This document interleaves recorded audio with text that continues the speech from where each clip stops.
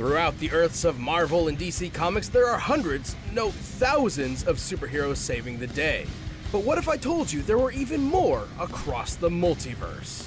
Oh great, as if we don't have enough to keep track of already. Miles Morales, the Spider-Man of Marvel's Earth number 1610. And Static, the electric genius from DC's Dakotaverse. He's Wiz and I'm Boomstick. And it's our job to analyze their weapons, armor, and skills to find out who would win a death battle. At first glance, the world of Earth 1610 isn't so different from our own.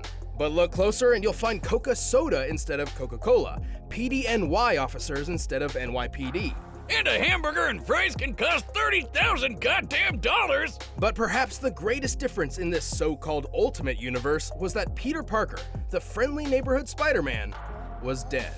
Enter Miles Morales. He was your typical kid from Brooklyn and didn't have much to worry about except his overbearing mom and dad. Hey kid, appreciate your folks while you have them. You never know when they're gonna pull a surprise Uncle Ben. Well, Miles spent most of his time with his more laid-back Uncle Aaron, who turned out to be a secret supercriminal. Totally relatable. Anyway, during one of his heists into a secret lab, Aaron accidentally scooped up a spider. The next time Miles visited, the spider got loose and, you know what happens.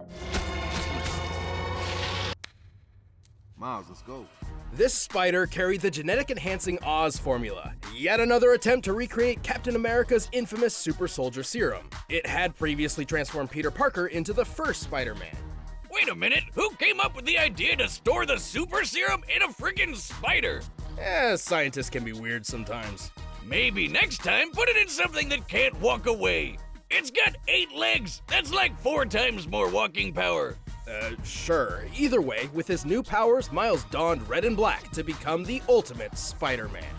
As the newest spider lad on the block, he does whatever a spider can. He's super strong, super fast, and has the overpowered super radar, the Spider Sense. After meeting Peter's Aunt May, Miles took up the classic web shooters, complete with multiple types of long to short range webbing. Yet another tool that would be perfect for snagging a beer from the fridge without leaving the couch. Boomstick, he was a teenager. Different universe, different drinking laws, right? And also, like Peter, he can stick to walls. You know, spider style. Yes, like some spiders, Miles can control his body's interatomic attraction, essentially sticking to walls like a magnet.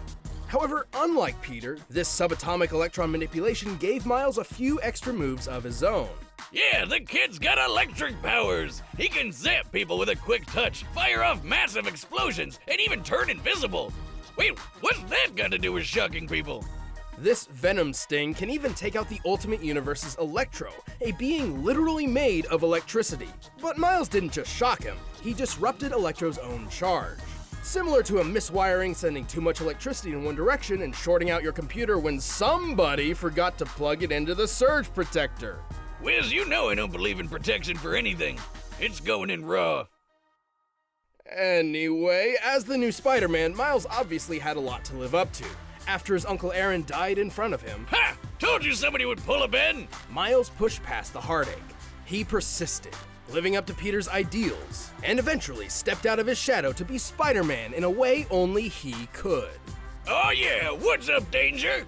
He can blast apart a building-sized monster and survived being slammed around by the giant Cassie Lang. That's Ant-Man's daughter. He's smart enough to hack military drones and quick enough to destroy an alien device in a microsecond. Essentially, he needed to open and close a portal in an impossibly short time frame to prevent an alien force from invading. It's a long story. Point is, he's super fast. With his spider sense, he can react to things before they even happen. He's super tough, too. He even survived being caught in this giant super collider exploding. Measuring the size of this hole using real-world maps of New York and solving for fragmentation, we know this explosion must have been equivalent to about 222 tons of TNT. Sure, that's not technically canon to the comics, but guys, main series Spider-Man has done way crazier things. I mean, he has the same powers, and Miles has even beat the crap out of him. Classic Pete can bench press 130 tons, use his spider sense to dodge beams of light, and ripped apart Doc Ock's robo-arms, which once survived a 2-kiloton nuclear explosion. So I'd say the Super Collider feat checks out. Unfortunately, Miles' electric powers can tire him out, and his spider sense does not protect him automatically, serving more as an alarm or proximity sensor. But the youngins proved himself to be the best successor a Spider-Man could ever want, and more. He even got pulled into the main Marvel timeline when they blew up the Ultimate Universe. Miles Morales is truly one of the greats. Don't wash the mouth, wash the hands. Despite growing up in the most crime-filled neighborhood of Dakota City, Virgil Hawkins was a pretty chill guy. He spent his time playing D&D, reading comics, typical nerd stuff. But he had one major problem, the classic sitcom bully. No teenage story is complete without it. During school, he was frequently harassed by local gang leader Francis Stone. Virgil's only refuge was one of his few friends, Larry Wade. Larry convinced Virgil there was only one way to get rid of Francis for good. Join his own gang and pack some heat. Things got, well, pretty intense, and Virgil wasn't having any of it. It was time to bail like DC Comics on their cinematic universe. But the damage was already done. The police arrived and let loose a massive canister of what seemed to be tear gas, but wasn't. Yeah, this grape-looking mist was actually some experimental shit. It was supposed to tag each gang member so the cops could track them down later, but it was actually laced with radioactive quantum juice, which killed almost everybody. I hate it when that happens. Luckily, Virgil was one of the few who survived, but the quantum juice still had an effect. You could say he was shocked to find out what it did. Yes, he began to develop electromagnetic powers. Before this, Virgil always felt out of his league, but now he was in a league of his own and became the superhero Static. I put a shock to your system. Hell yeah! With these new powers, the guy was unstoppable. He could blow shit up with electric bolts quick as lightning, make explosion balls called Nova Bombs, and taser people with punches to the face. Right, but he's not just good at shocking people. Static can alter the electron attraction of any object or surface. He can erect extremely durable electromagnetic force fields that block most attacks. He can even move metal around like a hip young Magneto. And slip metal under his feet to take to the sky. His favorite ride is the Static Saucer, a giant frisbee that doubles as a shield and buzzsaw. Think about it, don't you wish your car could literally cut through traffic? Obviously, turning superhuman overnight caught Virgil a bit off guard, but after a few speed bumps, he became a well-regarded superhero throughout the city of Dakota, even teaming up with fellow heroes like Icon and Rocket. Icon and Rocket? Come on, where's Batman and Wonder Woman? Oh, I should mention that while Static is part of the DC universe, he did not start there. See, Static was originally created by Milestone Comics, which eventually merged with DC. Their characters, including Static, existed in an alternate timeline known as the Dakotaverse. Then a guy named Dharma gained cosmic power and accidentally blew everything up, sending Static into the main DC timeline. It's really not too complicated. Uh-huh. I've actually been working on a device to peer into alternate timelines, but unfortunately it still needs... Button! Well now, old chap, what were we discussing but a moment ago? Oh, shite, don't you know? Let's figure out who yet wins a fatality kerfuffle. Yes, I'm mad as hops. Let's begin, my fellow Ultra Cupidarian. I regret everything. Oh, I'll do it again! No! I'm sure that's fine. Well, no matter the universe, Static was always one-upping himself. He learned how to see ultraviolet light and how to make people glow. Wait, what's that got to do with shocking people? That would be his ability to detect bioelectric auras. Static can also create power-draining plasma coils, disrupt the electrical impulses of others, and empower or heal himself by draining energy from outside sources. He can literally reattach his severed arm with shock power. I'm not even joking! Look at this! Since when could electricity do that? Clearly, Static has a lot of power at his beck and call. He can survive building-sized kabooms, lift hundreds of tons, and once turned this huge chunk of ice into slush in just a couple seconds. Based on the size of the ice and the required change in temperature for such a feat, Static must have output energy equal to 180 tons of TNT. He's quick enough to intercept lasers confirmed to be beams of actual light, which is pretty darn fast. And in the cartoon, he actually shoved some quantum juice in some lockers and launched them out of orbit. These are typical school lockers, which can weigh up to 30 pounds each. And fit approximately one nerd. To throw 3 of these into space, they need to be moving nearly 3,000 times faster than sound, requiring a throwing force equal to 4 kilotons of TNT. Damn! Okay, sure, that's not canon to the comics, but his electromagnetism could play tug of war with Superboy's telekinesis, which can lift 4 million tons. I'm not sure Static can go that far, but if he's anywhere close, it's still higher than throwing some lockers around. Though, despite Static's incredible power, insulators are his kryptonite, and he can run out of juice if he pushes himself too much. But the guy's one of the coolest superheroes who rarely got his time to shine. Heck, he was good enough to join the Justice League.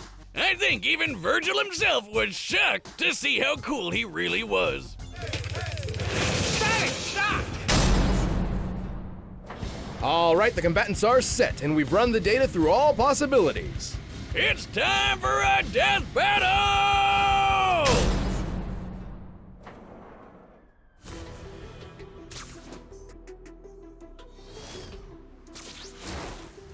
Whoa! Watch where you're aiming. I got places to be tomorrow. For real? You attack me! Well, I got more than one electric psychopath to keep track of it. Ah! Whoa, whoa, whoa, whoa, whoa!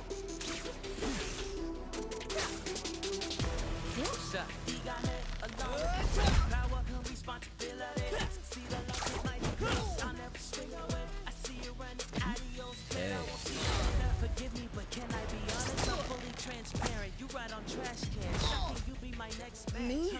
Getting zapped? What's up with that? I call that the shoulder touch. And I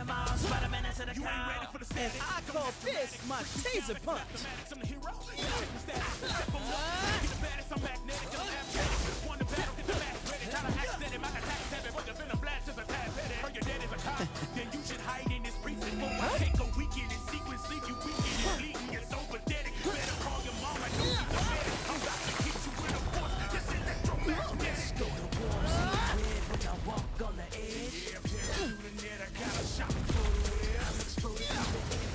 Wait, what?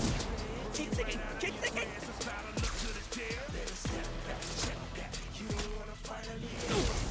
Stop thinking, stop thinking.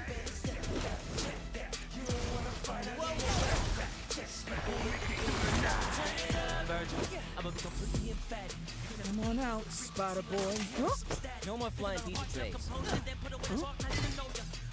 Shoot, that was my ride.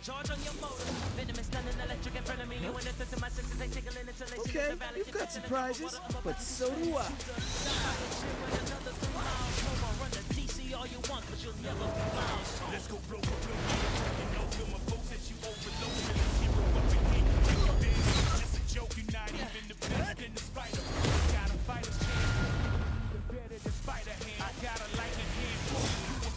What the fuck?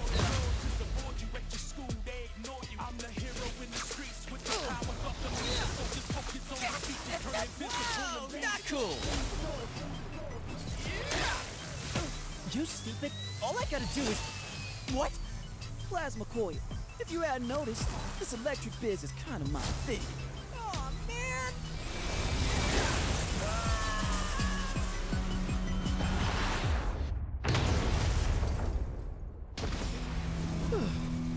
That was tough. KO! Looks like we're kicking off this year with a bang. Poor Miles, though. Honestly, I'm surprised how this turned out. At first glance, Miles appeared to have a good chance of victory. He was definitely physically stronger than Static. He would have totally won an arm wrestling contest. But Virgil's overwhelming electric power put him at a level above the young Spider-Man.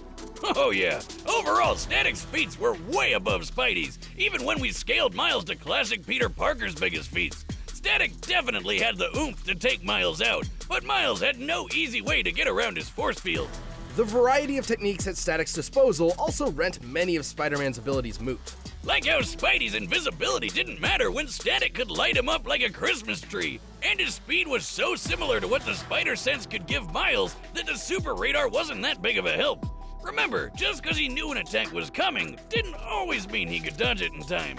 And, well, shockingly, Static only needed to hit him once. See, his electromagnetic manipulation gave him control over Miles' wall crawling and other abilities. As soon as he got a hold of Miles' bioelectric aura, it was basically all over. But hey, Miles and all the other Spider-Men fight Electro all the time, and they have no problem dealing with him. Why was Static any different? Simply put, every iteration of Electro pales in comparison. He has no feats of power that come even close to Static, and frankly, he's an idiot. This was a fascinating matchup, but oh no, not again! Yay! Mr. Morales put up a jolly good show, and yet Mr. Hawkins had him outdone in breathtaking power, stalwart defense, and veritable versatility. Oh, he was just miles ahead of him, don't you know? The victor is Static. Hey, thanks for checking out the premiere of Season 7 of Death Battle. If you want the battle music for yourself, you can get it by clicking the link down below. And hey, the card game is back in stock, so check that out on store.roosterteeth.com.